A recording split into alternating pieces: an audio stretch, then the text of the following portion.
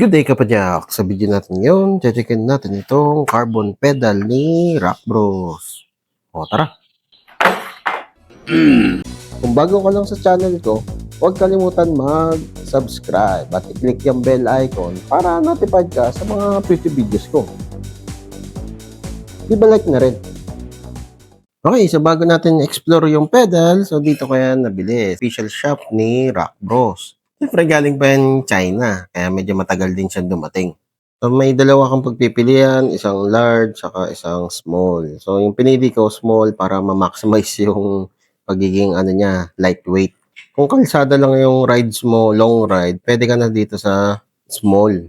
Kung nagda-gravel ka naman o medyo nagtitrails ng konti, pwede ka rin dito sa malaki. 8.5 cm sa small, large 9.5 cm. 1 cm lang pinagkaiba nila. So, syempre, lalagay ko sa description below yung Shopee link itong pedal. So, medyo madami na ring selection para sa carbon pedal. Yung iba mura, yung iba medyo mahal. Yung iba parang ano lang din, white label, Ranieri brand lang. Pero mas gusto ko tong design ni Rock Bros kasi mas ano siya, kumbaga parang supported yung bigat.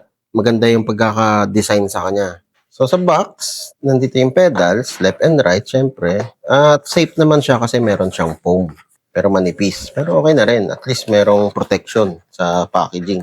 Grabe, gaan guys. Yung spindle niya o yung axle niya gawa sa titanium. Tapos meron siyang dalawang bearing na maliit. Ito yung the best na setup, maliit na bearing.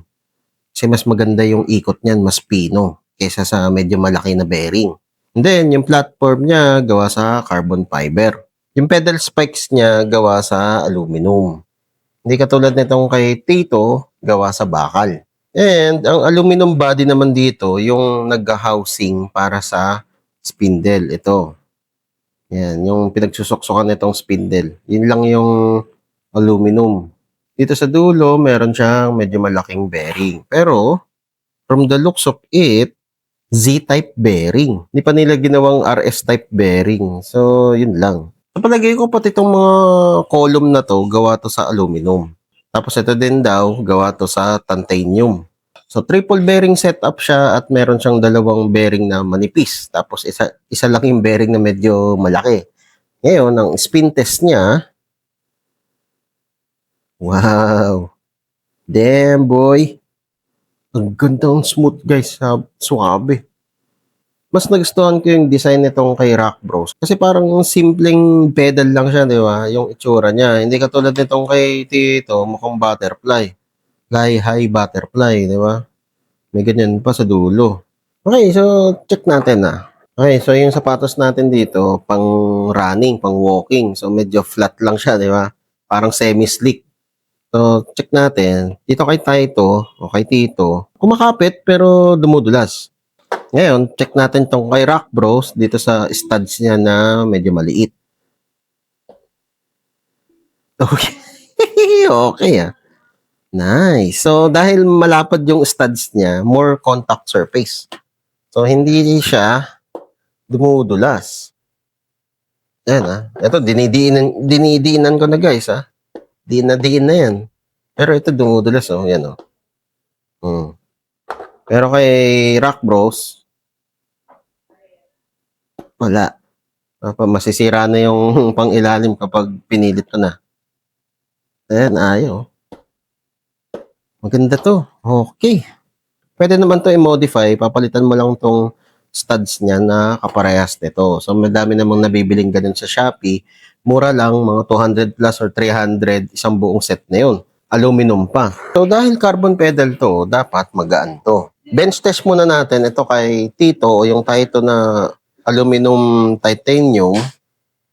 So, ang timbang niya guys ay around 114 grams ang isa. Dito naman kay Rock Bros, ang timbang niya guys ay around 107.2 grams. 7 grams lang yung pinagkaiba nila. What? So, ang part score ko dito guys ay 10/10. Wow, another perfect score. Carbon fiber platform, titanium spindle, aluminum pedal studs or spike, tapos triple bearing din siya at mas maganda yung ikot ng bearing. Kaya itong pedal na to, marirecommend ko to sa gustong mag-try ng carbon pedal. So yun guys, ang review ko dito sa carbon pedal ni Rock Bros. So kung nagustuhan mo tong video na to, leave a like. O kung may katanungan ka pa, kung may gusto kong idagdag, comment down below lang. Okay, so yun lang. Ayos! Whee!